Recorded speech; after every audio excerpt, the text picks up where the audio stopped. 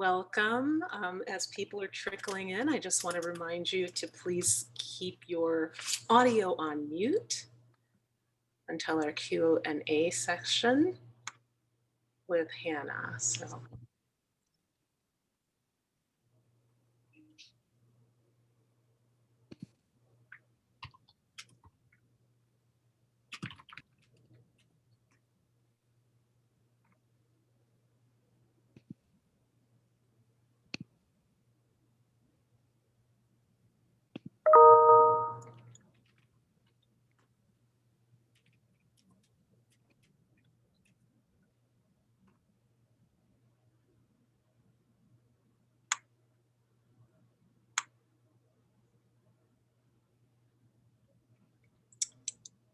Okay, good afternoon.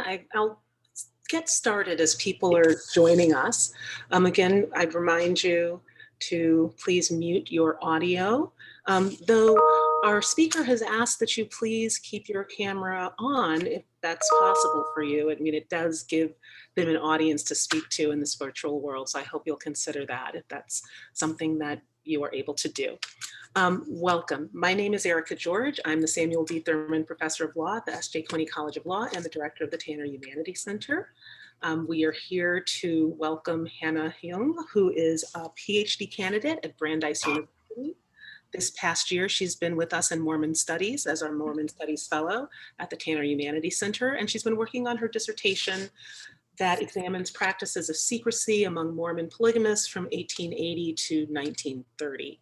Hannah has also received fellowships from the Huntington Library, the Charles Reed Center for Western Studies, and the Social Science and Humanities Research Council. She's invited a number of you here, and it's wonderful to see you, particularly our colleagues in history and in Mormon studies. We are here today due to the generous support of donors. The donor to our Mormon Studies Initiative and to History, Paul Reeves, we extend our appreciation. Paul Reeve is the Simmons Chair of Mormon Studies, and he directs the Mormon Studies Initiative formally. This was secured through an endowed grant, and it will be funded and housed at the Tanner Humanities Center into perpetuity, which we are very proud of. And we could not have been more excited to have Hannah with us here this year. She's participated each Friday in our Write Clubs for Fellows. We've really seen this project come along, and it's extraordinarily interesting in my view, but you will be the judge. So without further ado, I will turn the time over to Hannah. She will speak for a good portion of it. Then we will open for questions and answers. I will keep a queue. And Hannah has also graciously agreed in advance to stay on past the time to continue to field your questions. As I said, this is a dissertation. These are work in progress talks. So it's an opportunity to provide our scholars with important feedback. So please join me in welcoming Hannah. Thank you. Hi, thank you everyone. I'm just gonna share my screen. I unexpectedly dropped off the call a few minutes ago, so that would be kind of awkward. If I do that again, just hopefully that doesn't happen, but if, I'll come back. So I'm just gonna share my screen. All right.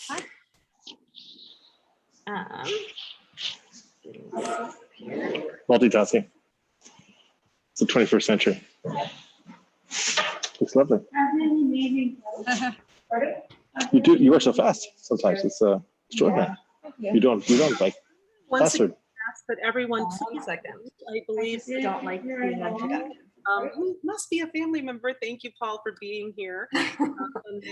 We'll just, maybe we'll just get people to mute.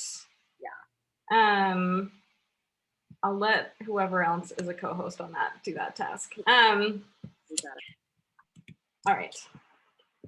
Okay, so I just want to thank, so my name's Hannah Jung, and I want to thank everyone for coming, particularly, and I want to thank the Tanner Humanities Center for hosting me this year, and for the group of fellows that has kind of very graciously help me along in this project. And Erica George as well, who has also been a mentor to me during this past year. I am really excited to see so many friendly faces here and also some faces that I don't know. So you don't see them. We don't see yourself. So sorry, it's a bit hard to man the muting tasks and also present. Don't worry about that. We've got that. You just. All right. So today I'm going to be talking to you guys about all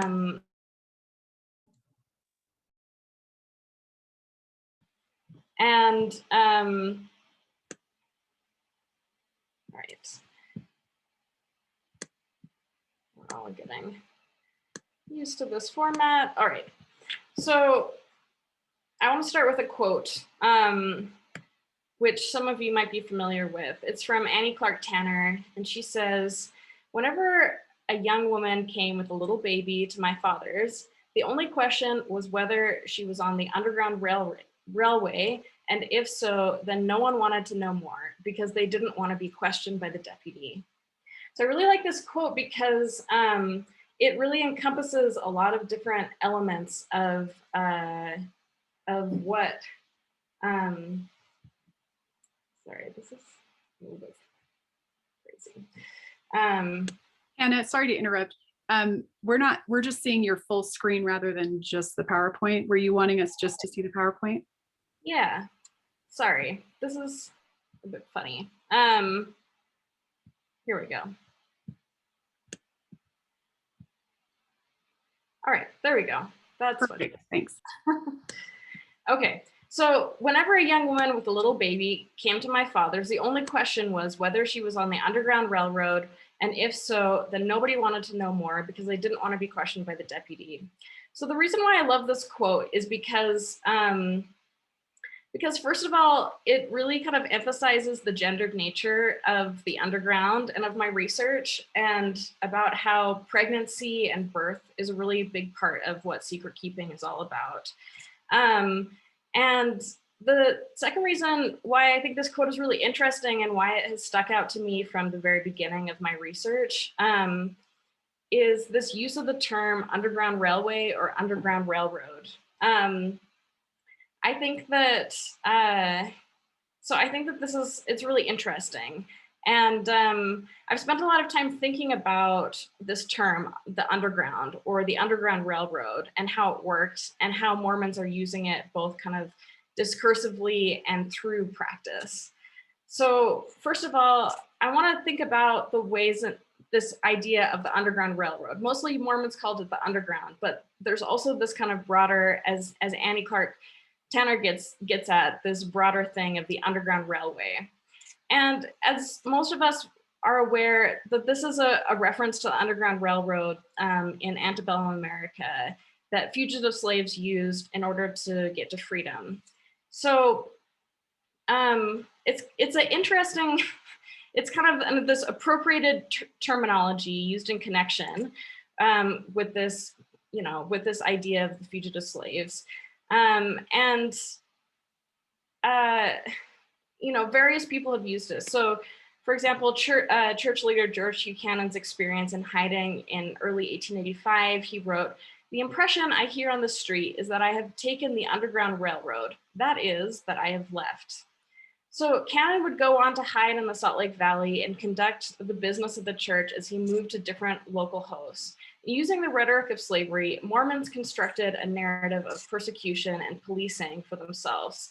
In their minds, they too hid from federal marshals and were fugitives of a law they understood to be deeply unjust. Mormons referencing the Underground Railroad is just an example of how white people often opted into a symbolic ethnicity without facing much of the structural costs that racialized groups faced. Mormons failed to acknowledge the different stakes in the institution of slavery and their practice of polygamy. Plural marriage was a religious choice and not a racial inscription. Unlike racial slavery, where Blackness signified a connection to slavery, Mormons could mute the visibility of their polygamy by going on the underground. This process of transience often allowed polygamists to blend back into white communities. But the metaphor, as I've already kind of pointed to, had its limits. So here we have kind of a bunch of different quotes of the ways that people talked about going on the underground. And as the group of fellows pointed out to me in this really kind of generative way, going on the underground was kind of the wrong terminology, because really what Mormons are talking about is using a variety of different strategies to hide from the government. And it's not, they're not going on anything. They're not going, it's not a network, it's not a direction, because everywhere that they went was, polygamy was outlawed everywhere they went. So really they're not, they talk about going on the underground, but this is kind of just another way that signals the kind of limitations of this metaphor that they used. So I argue that the underground worked for Mormons in as much as it drew upon their proximity to whiteness, their ability to mobilize their communities to protect themselves, and their history of settling the American West. So zooming out a little bit, I just want to talk about my project at large. My broader project, my dissertation, is about polygamy and secrecy, and it looks at the effort to end polygamy, first by the federal government and then by the church itself, and examines polygamous strategies of secrecy. Polygamous families, in other words, first kept secrets from the government, but then they kept secrets from their own religious community. Many historians of polygamy have commented about practices of secrecy, but few have examined the practice closely itself. This, along with the attention to the long effort to end polygamy, is what sets my project apart from other studies on the subject. My talk today focuses on the work that I've done so far in thinking about the relationship between polygamists and the federal government. But in the Q&A, I would love to talk more about the later half of my project, if people are interested, and the ways that I'm thinking about the intra-community policing that happened in the 1890s and into the 20th century. So just to give everyone an idea of what my project looks like, this is kind of a really provisional outline of my dissertation. And part two is kind of what I'm talking about. I'm not going to go into that very much more in the talk itself. But if people are interested in this kind of post, into the 20th century aspect of my project, I'd love to talk about that more. So what I will be talking about is this. All right, so historians that are familiar with polygamy in early Mormonism, and I just want to nod to Ben Park, who is here, and who's written a book about Nauvoo polygamy recently. Well, the book is not entirely about Nauvoo polygamy, but about Nauvoo. They know that secrecy played a big part in the beginning part of the history of polygamy when Joseph Smith established the practice in the 1840s. So when Mormons settled Utah in the late 1840s, the secrecy around polygamy became a little less strict because suddenly they were not surrounded by people that they felt like they had to keep secrets from. They were in a Mormon majority area, and largely in that moment, at least, they determined what the rules were. So it was only kind of over the next few decades that the federal government tried, mostly unsuccessfully, to legislate against polygamy and find ways to prosecute polygamists. They were finally successful in 1882, and 5 years later, 1882 with the Edmunds Act, and 5 years later with the Edmunds-Tucker Act, which forced Mormons to take up the mantle of secrecy that they had largely discarded before. The Edmunds Act applied pressure in two different ways. First of all, it disenfranchised polygamists from voting, from sitting as a juror, and from holding public office. And the second way that it did it is by creating a new crime called unlawful cohabitation, which became illegal in all of the federal government's territories, including Utah. which meant that federal prosecutors did not have to prove that people were married, but just that they acted like they were married. So both of these measures made it a lot easier to prosecute polygamists and apply pressure to the church to end the practice. And ultimately, they were successful. Church President Wilford Woodruff announced kind of a vague ending to the church's practice of polygamy in 1890. And I have a lot of thoughts about that, but what I'm more interested in talking about today is the unintended consequence, which of the Edmunds Act and the Edmunds-Tucker Act, which was that Mormons developed this kind of series of strategies to make their family practices invisible to the law, or more accurately, the enforcers of the law, that polygamists used during the 1880s, but then well into the 20th century. So I've spent a lot of the past academic year thinking about how a family makes itself invisible to the state and to others. Complete secrecy regarding polygamy was possible, in theory, if couples kept their marriages completely private and produced no children.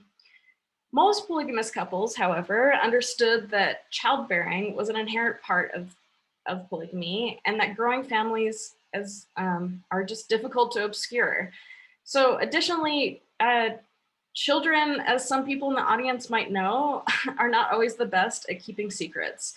While on the underground in one particular town, a plural wife and her husband decided that she should adopt the fake name Hannah Thompson. Her two older children understood what was happening, but the youngest of her kids, the 2-year-old, was pretty confused by it. And there's a few of these kinds of stories about people just like kids not really understanding the fake names that people are taking up. So the 2-year-old kept asking her, "Is my daddy my uncle?" And then later, while attending church, she found 2 women giggling that her youngest daughter, again, this 2-year-old, had introduced herself as Uncle Thompson.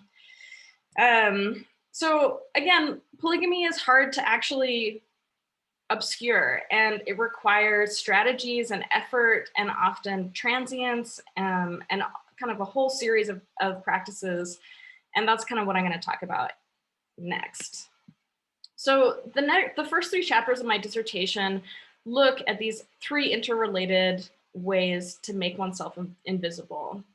So the first one is this idea that you should know polygamy when you see it. And so thinking about the ways in which polygamy is invisible or visible through performance or through the association of families, or alternatively, through distancing yourself from those families.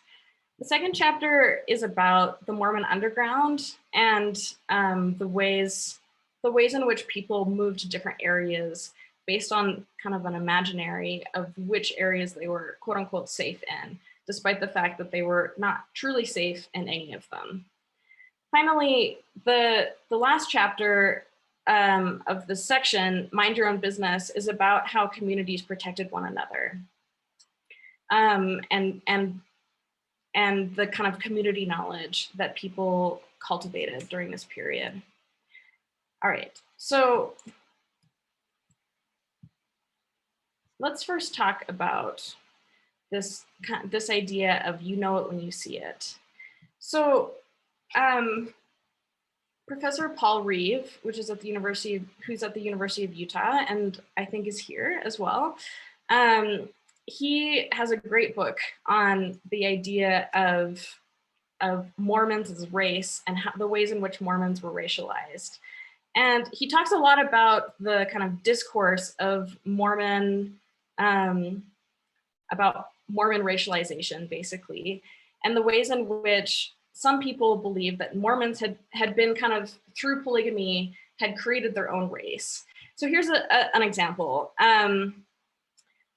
Here's this picture. On the right, there's a woman. This is kind of what a woman should look like, right? And it's saying that through the eyes and the shape of the eyes, you'll know kind of what a normal person looks like, because this is a woman who died for her one and only husband. So she is kind of the ultimate monogamist, whereas Brigham Young has these kind of squinty eyes, and therefore, and he's, you know, a well-known polygamist, and therefore, you know, this is kind of one of the many ways in which Mormons are racialized.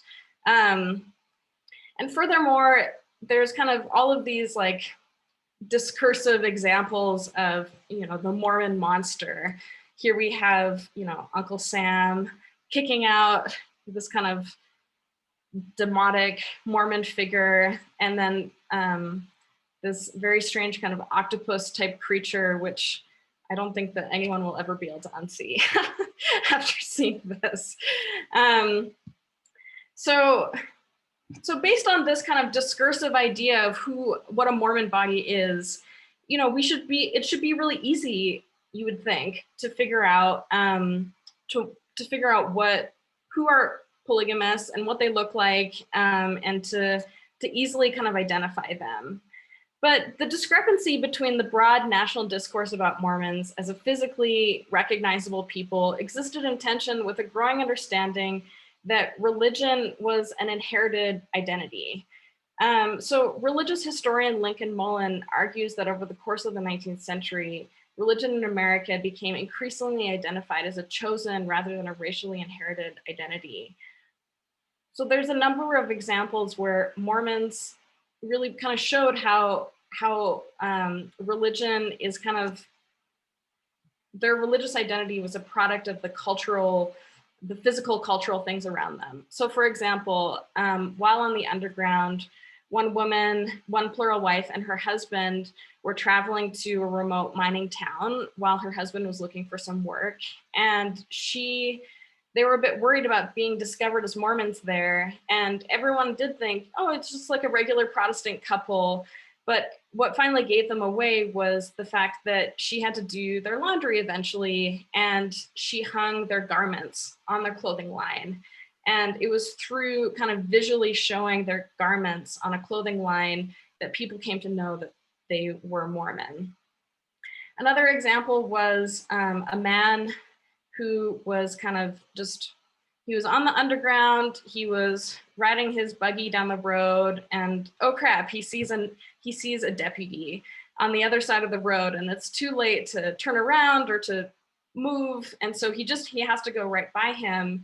And how he negotiates that is he doesn't want to be recognized as a Mormon, and somebody who he was giving a ride had left a big cigar in his buggy. And so he lights this giant cigar and passes by the deputy and doesn't get pulled over.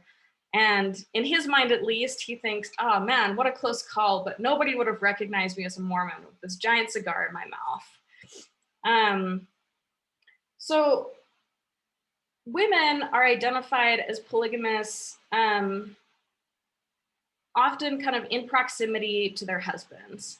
And that's the first way. And then the second way is when their bodies become visibly pregnant. So pregnancy destabilizes women's status as virtual single women or as widows, which is often how women tried to pass while they were on the underground. And so often it's when women become pregnant, that's when they spark, that's when the moment when they have to go in the underground.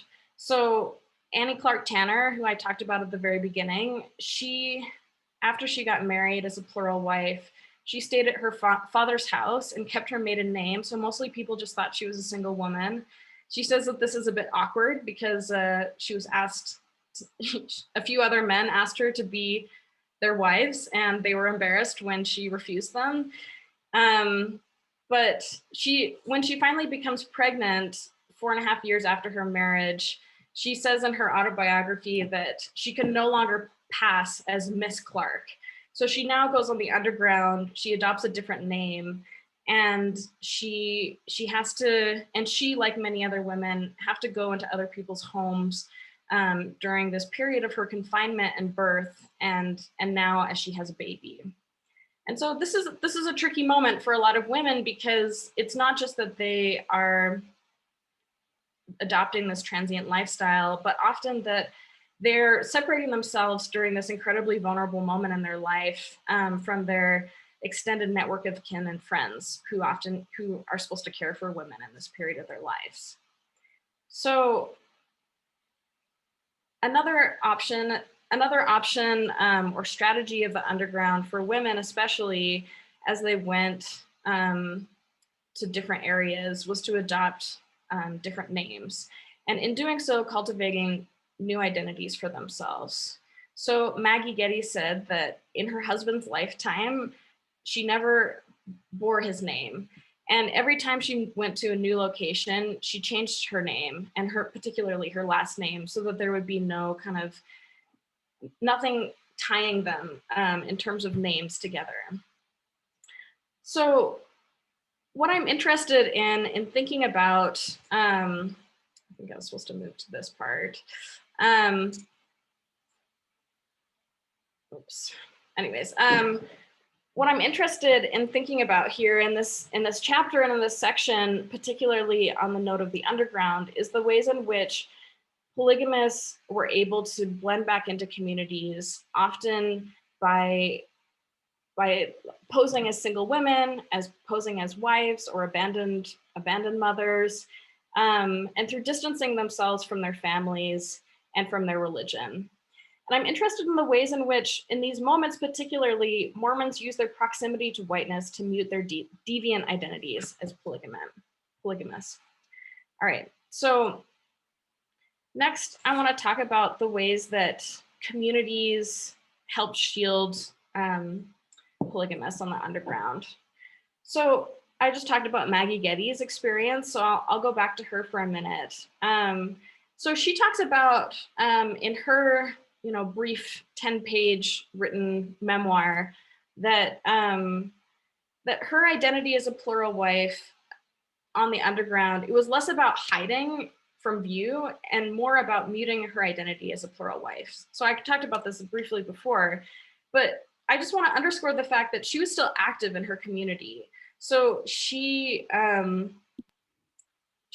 attended church, like Baptist and Methodist churches. She was in the Methodist theater productions and the Baptist choirs in the areas that she was in.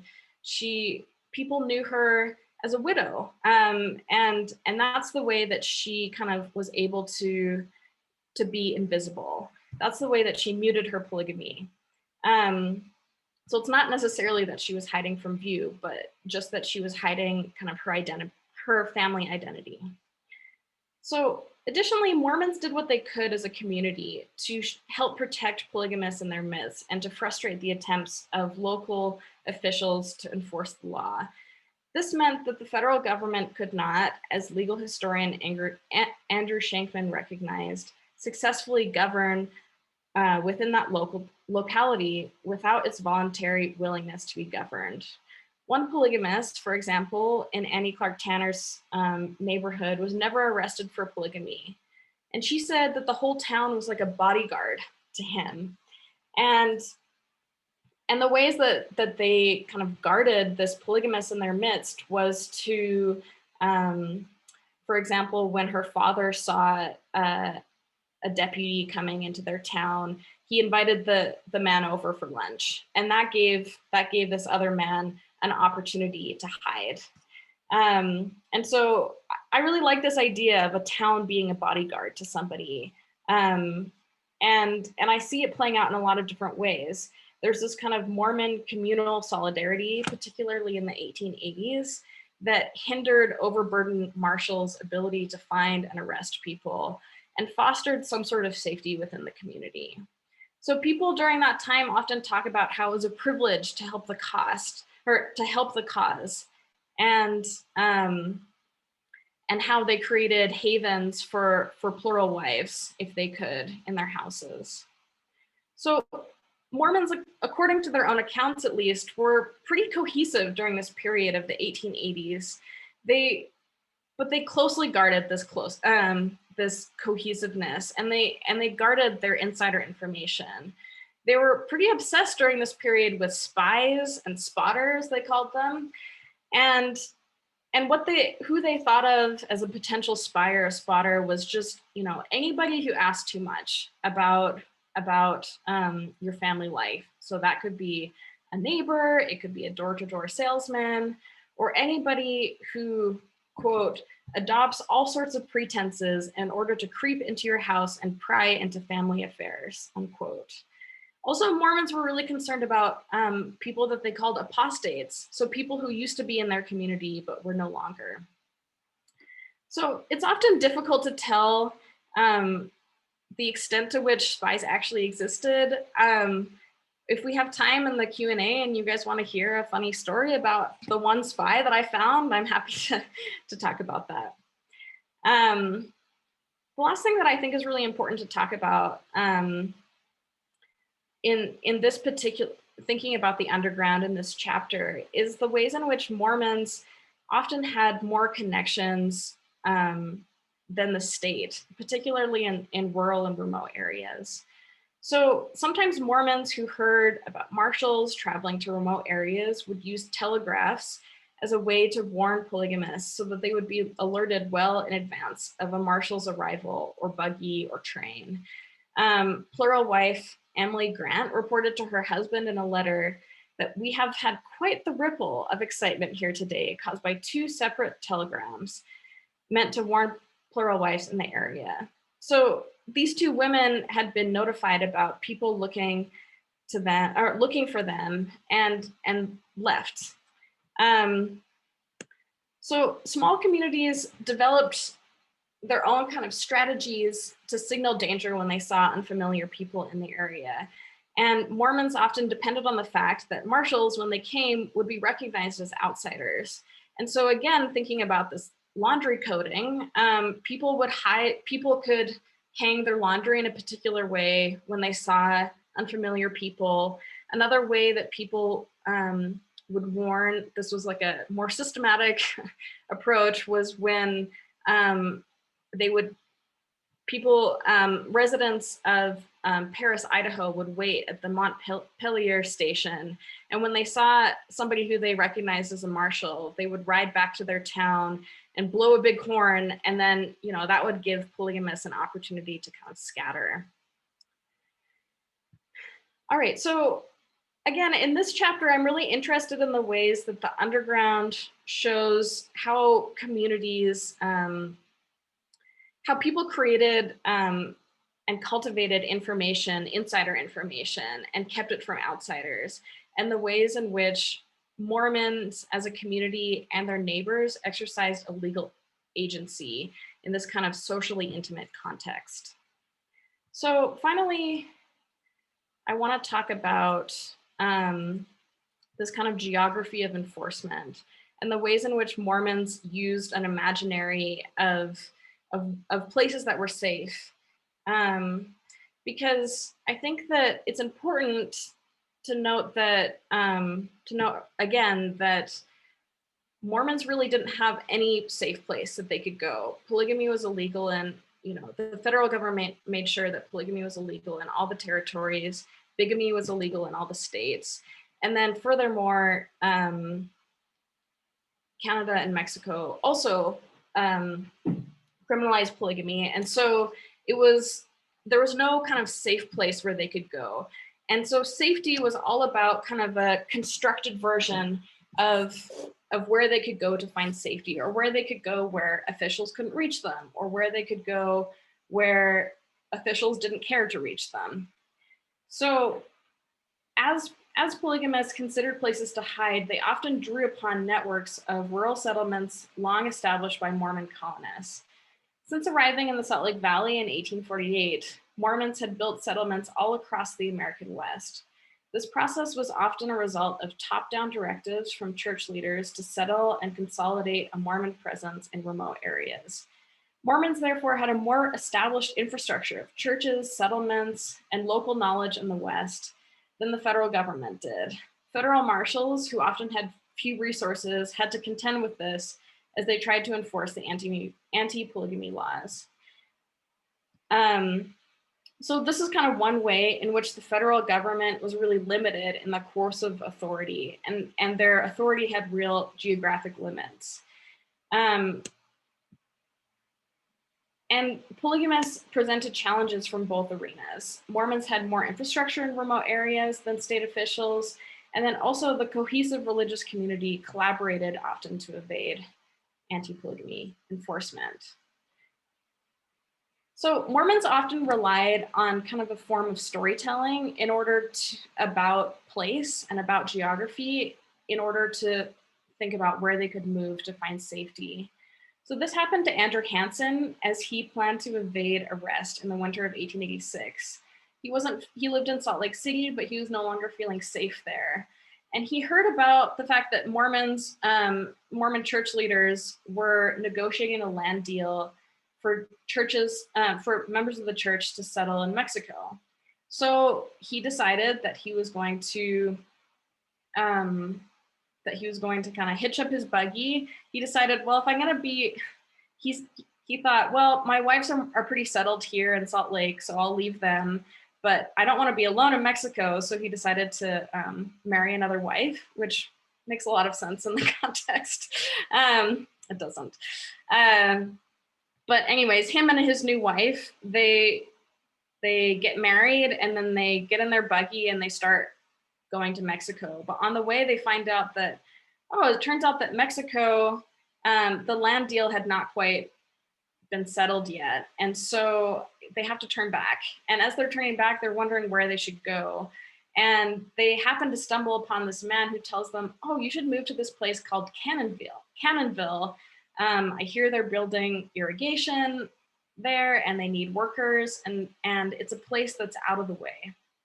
And so that's what he's looking for. And he goes there and he establishes a house, and he kind of starts this process of improving the land and building this irrigation ditch and building a nice house. And so this process of settling the land is very much a part of what it means for Andrew Hansen to be on the underground. And he's very successful there. So another place that I have thought has been really interesting or that's come up again and again as I've been researching these kinds of places of safety, particularly before Mexico and Canada became options, was Wyoming. And so a lot of people talked about one place in Wyoming, Star Valley, was one of the places that received a lot of enthusiastic reviews. It housed permanent polygamous settlers, as well as short-term visitors on the underground from Mormon communities in Idaho and northern Utah. So I just want to quickly draw people's attention to this slide here. This is the Mormon settlement kind of in general, up to 1910, from the Mapping Mormonism book. And here's their website. And just to kind of let you know that Mormons, this is in 1880. So these are all the Mormon settlements that exist in 1880. There's plenty of them, but they're still kind of in the process, because in 1890 or in 1904, you see that they're still kind of in the process of building more settlements. And Mormons or polygamists who are looking for places of safety are definitely using this process of settlement building and colonization as a way to kind of move into obscurity and to hide. So as you can see in the border of like this upper border of Canada and the lower border with Mexico, those are all new settlements that occur between 1880 and 1904, along with kind of some things in Wyoming as well. So thinking particularly about Star Valley, it's very kind of uniquely placed because it's right on the border with Idaho and close to the border with Utah. And a lot of people use this as kind of a hideout place because it represented this space where Mormons could go kind of just out of the reach of enforcers in both Utah and Idaho.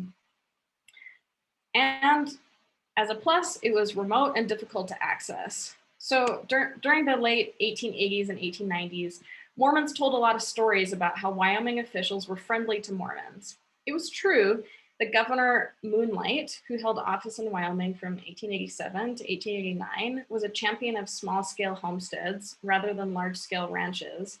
Yet Mormons told stories about the governor that were almost certainly apocryphal. One settler recorded a story that Utah and Idaho marshals, the ones who were spearheading the most intense raids, offered to pursue polygamists in Wyoming territory. Governor Moonlight apparently refused their offer, saying, "No, thank you. If we wish to prosecute Mormons, we have officers of our own." One polygamist wrote that he felt safe. He felt that Star Valley lent him protection, as it is a very isolated place, and that the governor gave them some protection. Wyoming officials gained a reputation for being friendlier to Mormons because, as one Gentile reported, they made for good settlers of the state. These observations about the safety of Wyoming did not create a flood of Mormons to the area, but the population did steadily increase over the late 1880s and into the 1900s as polygamists sought shelter from the legal pressure that the urban areas of Utah and Idaho offered. So again, here is another example where Mormon whiteness meant that sometimes the improvements that they brought to the land or the ways that they settled the land or colonized outweighed in some ways their practice of polygamy. All right, so I want to be cognizant of time and to allow time for discussion and for questions. And so I just want to note here that it feels almost like a crime to not talk about Mexico and Canada while talking about geographies of enforcement, and welcome any questions about that in the Q&A. But in general, in my research, the direction that I'm trying to go in with thinking about Mexico and Canada and the ways in which they offered safety, their own geography of safety for polygamists, is to think about this kind of transnational history of polygamy and of the underground, and particularly the way that they became so after Wilford Woodruff publicly ended the practice of polygamy and said that they would, quote, obey the law, or that he would encourage people to obey the law.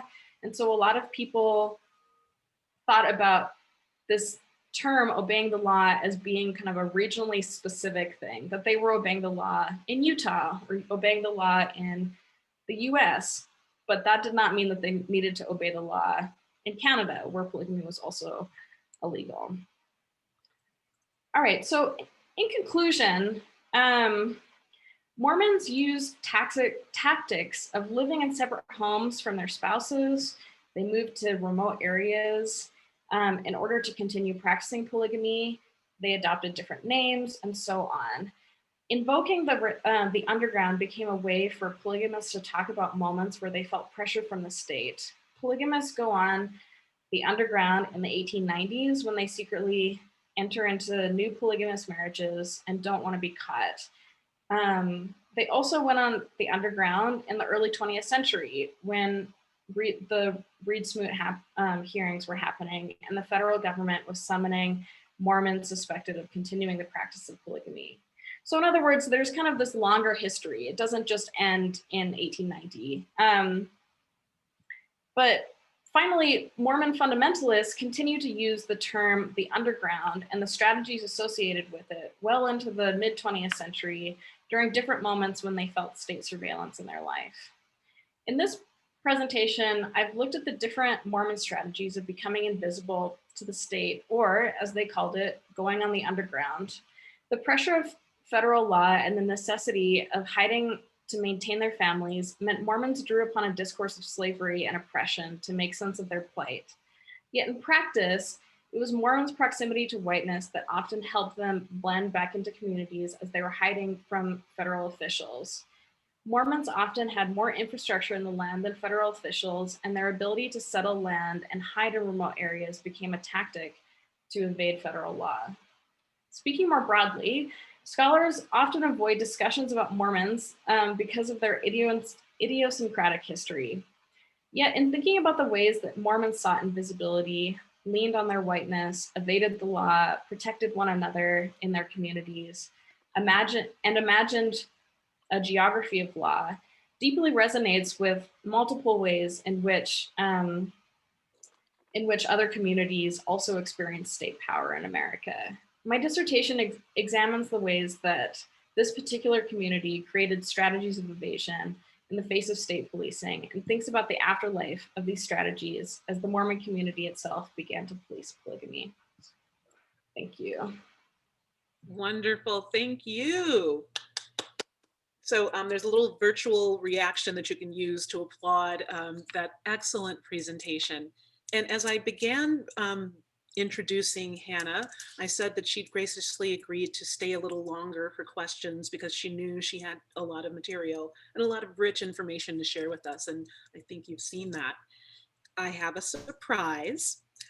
We are joined by one of the foremost experts in the field of Mormon studies on this call this afternoon. And I thought it would be exciting for him, Professor Paul Reeve, to field the Q&A and engage our conversation. I will give only a very brief bio sketch of Paul, appreciating that we don't have as much time as we would like. But for those who are not at the University of Utah, Professor Paul Reeve is the Simmons Chair of Mormon Studies in the History Department, and he teaches courses in Utah history, Mormon history, and the history of the West. His book, Religion of a Different Color, and I think you've seen reference to it in Hannah's slides, and I've read about it in her work, was published by Oxford in 2015 and looked at race and the Mormon struggle for whiteness. He's won numerous awards. I can put the link to his bio in the chat for future reference, but I'd like to turn things over to Paul now, and please join me in welcoming him. Thank you, Paul. Yeah, thank you, Erica. It's a pleasure, and I'm really happy to be able to hear Hannah's presentation. And I guess as facilitating the Q&A, I get to ask the first question, so this is a bonus for me. So Hannah, I was really intrigued when you were talking about maybe some of the gendered ways that secrecy plays out. And I'm interested to know if, so you're focusing largely on, the tension between the church and the state. I'm wondering if there's tension within the family that secrecy causes. So if plural wives are going into exile, I'm thinking of, for example, Martha Hughes Cannon, who writes letters back to Angus Cannon. When she goes into exile into England, well, you're taking other wives. I'm here sacrificing, in exile.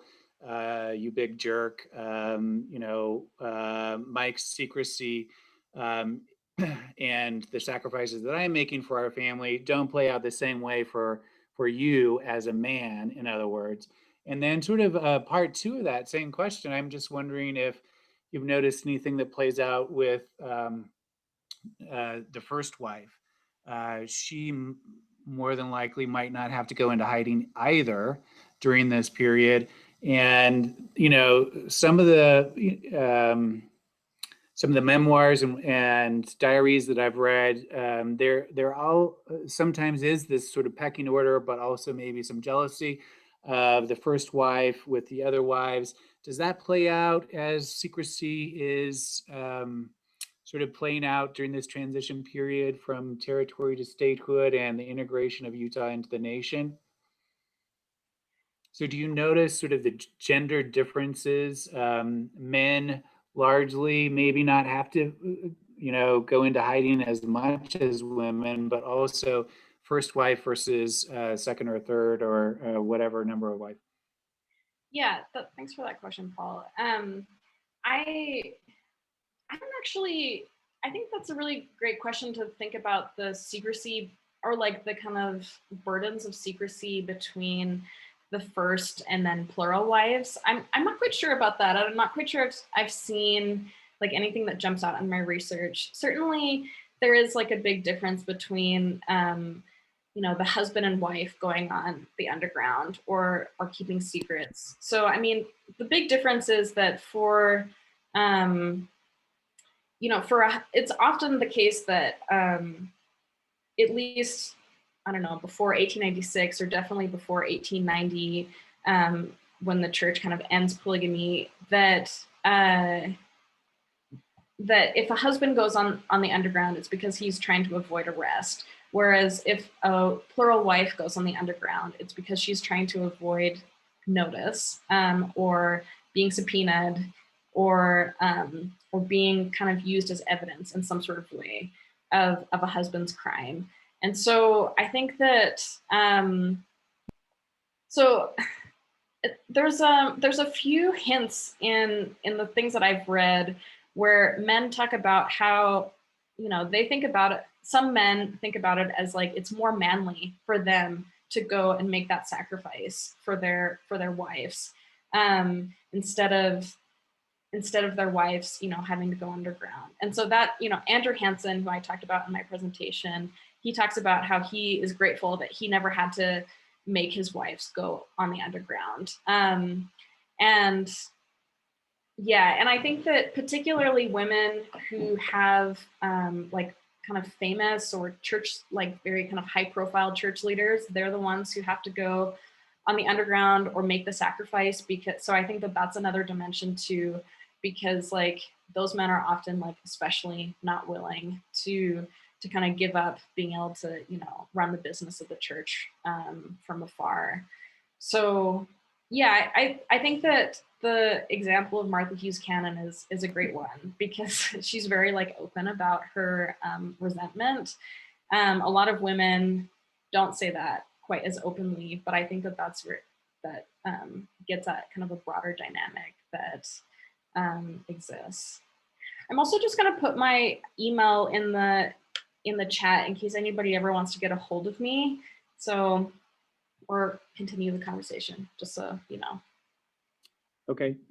Yeah, thank you, Hannah. So we can just open it up for questions. I did notice one while you were talking that popped up in the chat. So I'll go there, and then other people can either raise their hands or put a question in the chat, and I can help facilitate those. But let's see, Kevin Johnson said, Hannah keeps referring to whiteness. I don't understand what whiteness has to do with the secrecy of polygamy, other than the appropriation of the term Underground Railroad. So maybe just an elaboration of the way that you're using whiteness in this situation.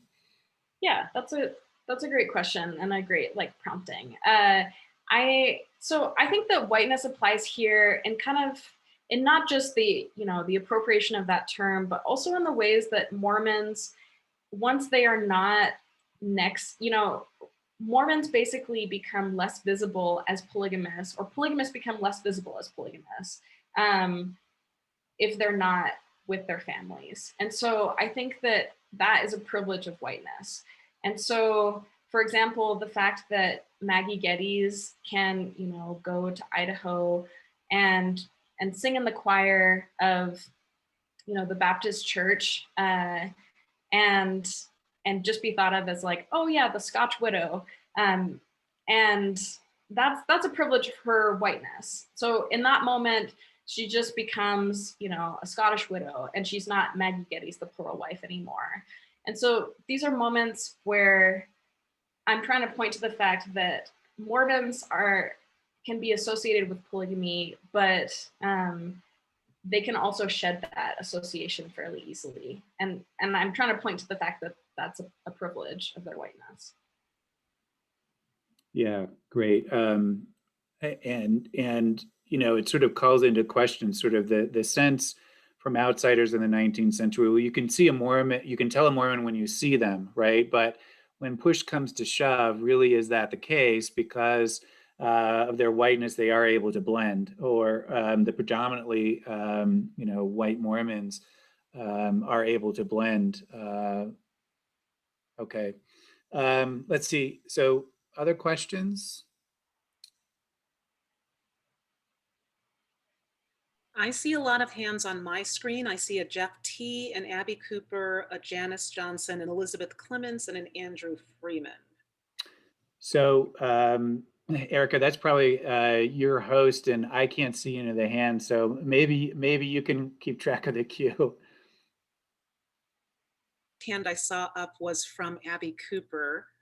Apologies if I'm wrong, and I will just chat you, Paul, the list of hands raised. Thank you so much. So I'll dive in. So and be as mindful about time as I can. So since whiteness came up, and also the state, I want to give Hannah an opportunity to talk, as she had alluded to before, about that kind of second part.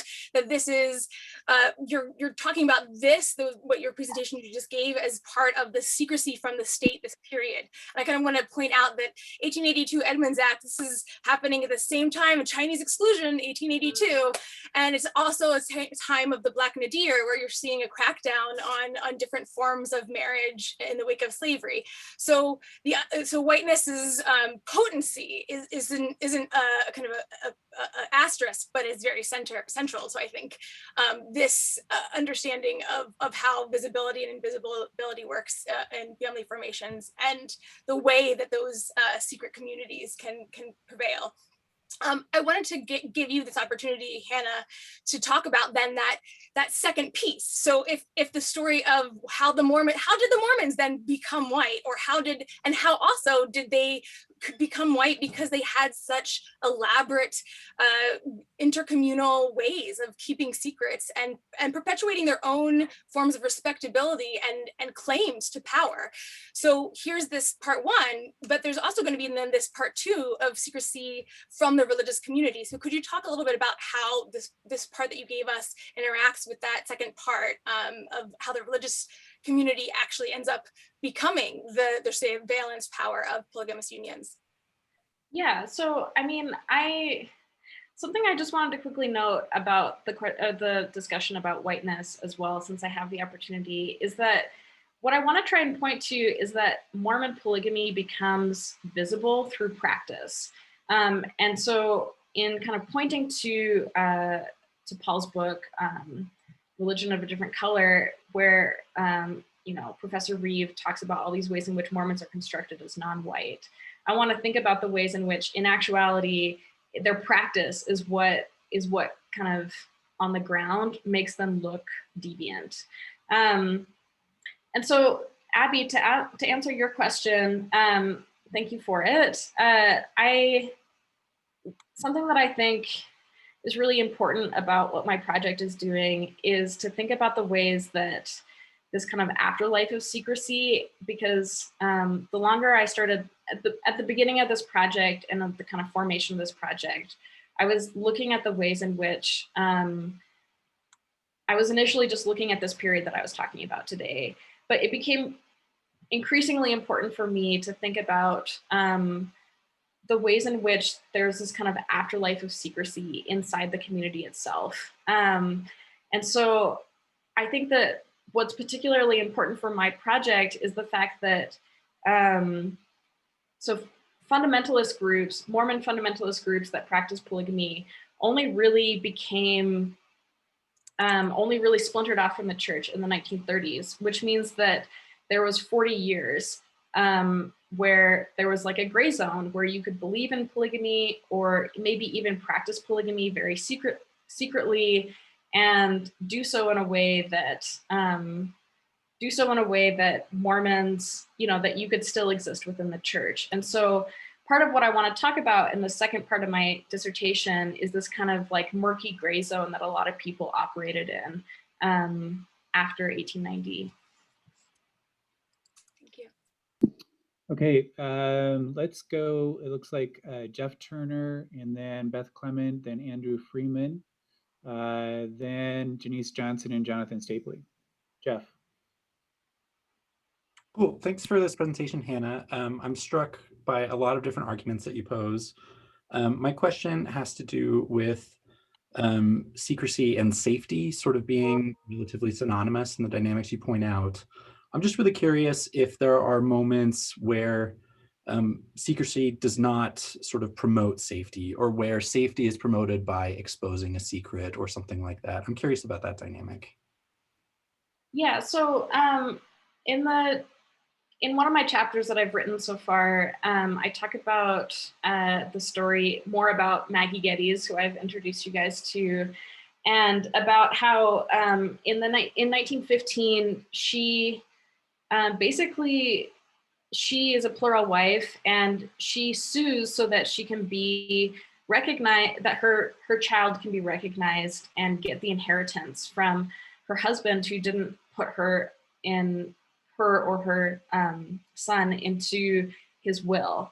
And so it's this really interesting moment where, usually as a plural wife, she's been keeping all these secrets, but this is this moment where she gets to like kind of tell all, and it's like really beneficial for her to tell all, because that's how she can gain legitimacy and be seen as a plural, that's a moment where she wants to be seen as a plural wife and wants to say, hey, I've been keeping all these secrets, because that leads to her being able to get an inheritance for her son. And so it's this kind of really interesting moment where telling all is actually like helpful for her, as and her agency is instead of keeping a secret, her agency, it works better for her to tell the secret. Great. Beth. Hold on, hang on. Okay. I'm just moving around the house to find places that I can sit where other people are not doing Zoom school. Okay, so great job, really interesting. I really like the idea of the shifting, and I'll send you notes on this, but the shifting places where people are worried about secrecy, right? From Nauvoo, where you're talking largely about non-Mormon neighbors, to the feds, but then to the church itself. I think tracking how those issues of secrecy are similar and how they're different is fascinating. I was wondering, in terms of the kids, whether you'd read any of the literature on childhood and race, which may have some interesting discussions for you there, and I can send you stuff on that. But the actual thing I was finding fascinating is this idea of passing, and whether you've read the literature on African-American passing, and then also the ways in which that's gendered, right? So Nella Larson, when she's writing passing, like the issue that women are discussing in terms of passing is, again, this issue of pregnancy and the fear that color will transmit through the generations, right? That you can pass for white, but even if you marry a white man, you may have a black or a black looking child, and that this is an issue of passing. Yeah, here's the thing, that would happen to men too, but I haven't seen that in discussion of passing. And so there's kind of a fascinating gendered way, again, in which pregnancy and childbearing are being pulled in to talk about secrets. And I don't know that that's really a question, maybe it's a question, but it's something I wondered if you thought about, of the metaphor of passing, rather than, or not rather than, but in addition to some of the other metaphors that you're talking about. Yeah, that's a really great question. I don't know the literature on children that you referenced. I'd love to read about that. But I found the literature on passing to be really generative for my project, and I'm hoping to write about that in my next chapter, which I talked about. I haven't started that one as much, but yeah, I'm hoping to write about this idea of passing, because I find, so similarly in those courtroom trials, there's this idea that people exhibit their race through how they act, through performance, and you kind of know it when you see it. So like, there's an idea that you know a Black person when you see it, or in how they perform, their daily tasks, or who they associate with. And I see that same logic at play with a lot in the courtrooms in polygamy trials. So like, polygamy and marriage, you know it when you see it, and you know it because a husband is eating at his wife's table, or because he supports her, or because they've gone on a buggy ride together recently. And so I see those same logics at play in what I'm talking about, and I think that those literatures are really generative. So yeah, I'm really interested in that idea. Andrew Freeman.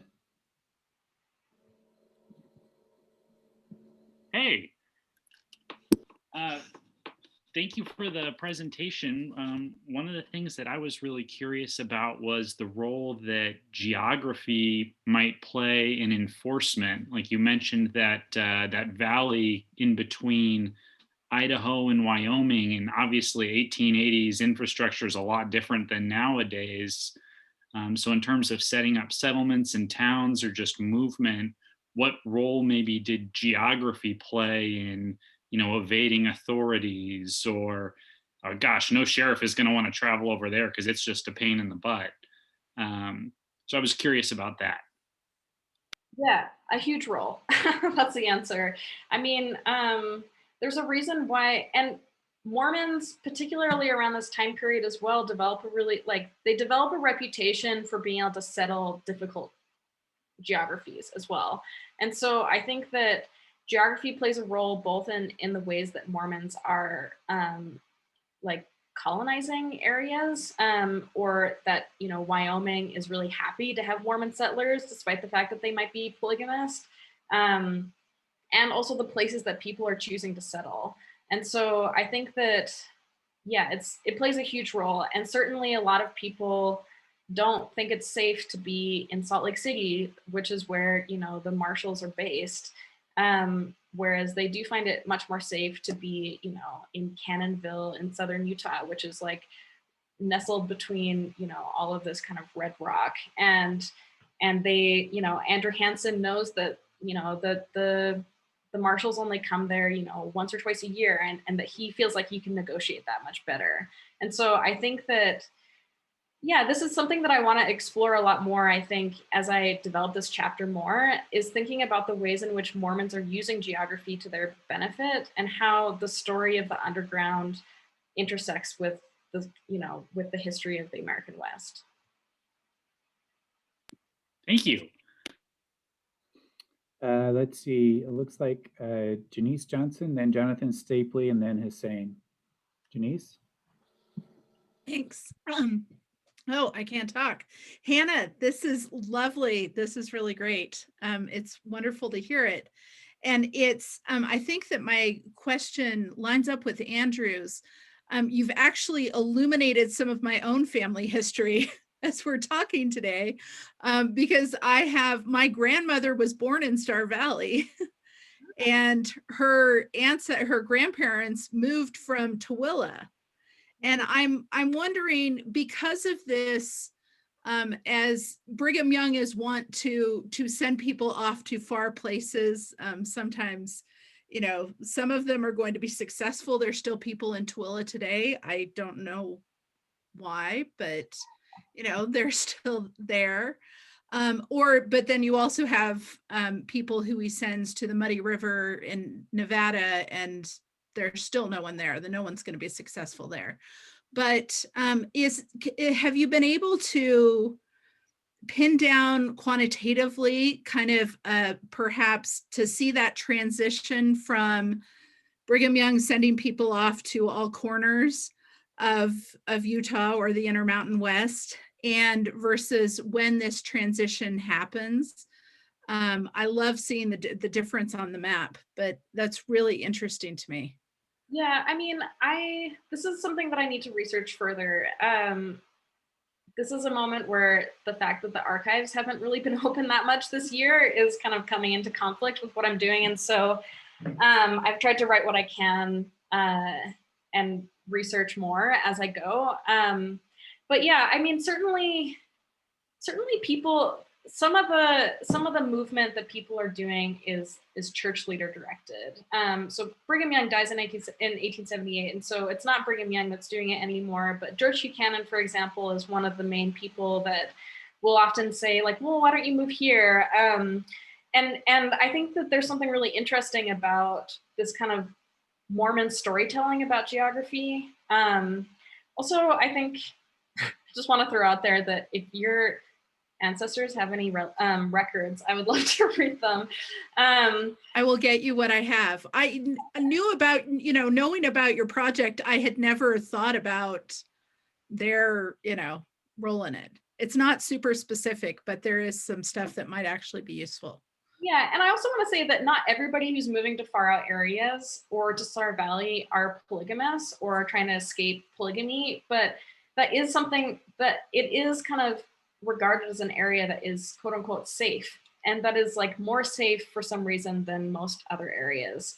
And so I'm interested in kind of thinking about the ways in which Mormons create or talk about safety or have stories about safety yeah, I don't know if that really answers your question, Denise, but I'd love to talk to you about it more. Yeah, no, but it's really interesting. Like my grandmother is born in Star Valley in maybe 1902 or 1905 or something. But as a little girl, they moved back to Utah to Salem, to the thriving metropolis of Salem, Utah. But you can see that that's no longer an issue. It's no longer needed. Yeah, and yeah, there's a lot there. I mean, I think that post manifesto polygamy also thrives in Star Valley as well. Mm-hmm.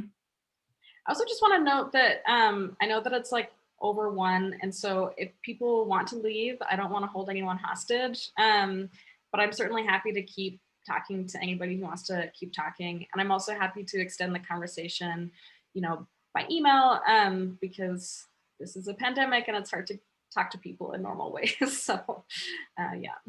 Yes, you're free to go, but you're welcome to stay. I've been also indicating that in the chat. So Hannah, please take the time you need and enjoy the questions and feedback. This has been fun.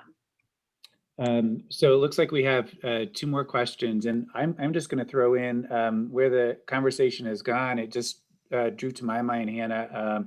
I did some census-related demographic work of Southern Utah, and it really struck in my mind when I was looking at, I think it was the 1870 or 1880 census in Pine Valley. So, a remote mountain kind of location in Southern Utah, away from, St. George and the sort of county seat, that the majority of household heads in, I think either the 1870, it was probably the 1880 census, but unfortunately we're missing the 1890 census, were women. They're calling themselves head of household, and they're also calling themselves married. And, the indication is they're likely a plural wife. And it seems to me that, Pine Valley was a location where a wife was located. And I don't know if that would hold true through the 1900 census or not, but anyway, interesting phenomenon going on there. It would be pretty difficult to sort of figure that out, I think, statewide, but it gets at your geography of secrecy. And I'm happy to share that with you. So it looks like Jonathan Stapley and then Hussein will have our last question. Thanks, Hannah. It seems to me that Latter-day Saints before the raid are using liturgy to construct their community. They're taking their babies to the ward. They're being blessed and named. People are being identified. Even in the temples for marriages, there's witnesses and there's records that are kept. And I imagine there's got to be some sort of cleavage during this period when they're on the underground. They can't take their babies to the ward to be blessed. So is there any evidence for kind of a private liturgy among the saints? And if there is, does it fracture the community in any particular way? So this is actually what I'm hoping to talk about in my last chapter, is kind of the ways in which liturgy and ritual become more private, and maybe I need to do more research on this, but the way that helps facilitate the creations of new religious communities among fundamentalists in particular. But yeah, I do see that. I can think of one example of a baby blessing where somebody kind of privately invites a bishop into their house to do like a private baby blessing. So that's one example. I mean, I've also seen baby blessings in court records. Like, oh, we really want to see at this point. There's the assumption that baby blessings are still happening in the ward. So like, federal officials are really hoping to gain access to like ward records about when babies are being blessed, because that can give them clues about when babies are being born and that kind of thing. But yeah, there is a creation of like these private rituals that I find really fascinating. So like the main private ritual, right, is marriage itself. And it's not only private who's getting married, but who the official is. And that becomes like particularly salient after the manifesto, after 1890, when the church leaders aren't supposed to be performing plural marriage anymore. And so suddenly, part of the question, and maybe even the biggest part of the question is like, who is helping to perpetuate these marriages? And there's also a question, particularly, like, to me, I see this as like a religious question, a question of like religious secrecy that I'm going to get into more. But like, there's a question of, if a man is excommunicated for polygamy, like, can he use his priesthood still? And so like, can he perform a baptism, or can he? And so anyways, there's all these really interesting questions that people are asking about like how marriages are valid, who's performing marriages, and then questions about priesthood for excommunicated leaders. So yes, I would love to talk to you about this more, Stapley. And Hussein, you get the last question. Sweet. Thank you, Hannah, for putting this together. It was a great talk. I'm kind of curious a little bit on what you were talking about earlier about the family dynamic for the kids.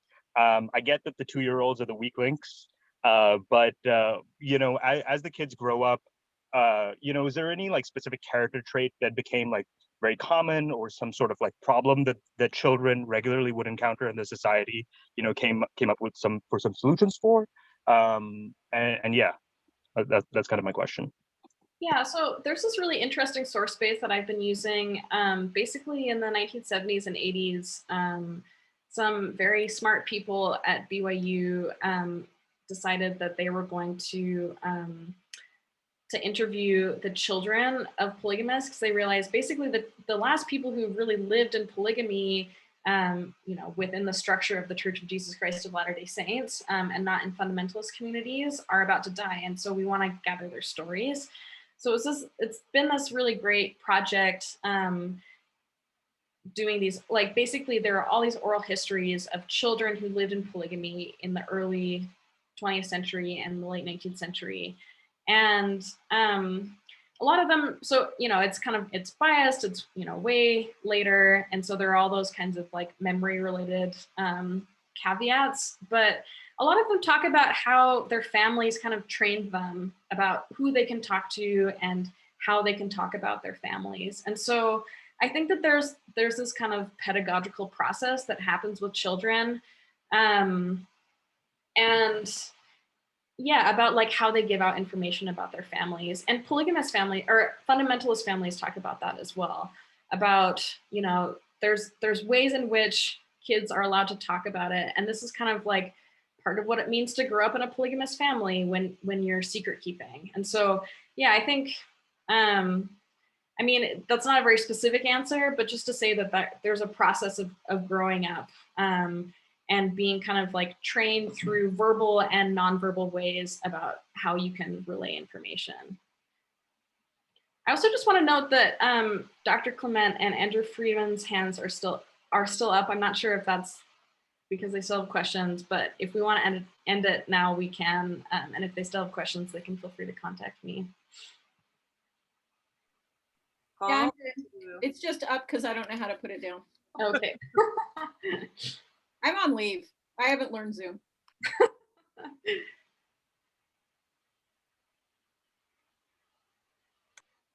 Okay, well, seeing no other questions, please everyone join me in thanking and congratulating Hannah for this wonderful work. We wish her well, and we appreciate you being here in the chat. There are some resources and references to Paul's work, and please continue to follow us for more news about Mormon studies. We're in the process of selecting next year's fellow, who I also am sure will be fabulous.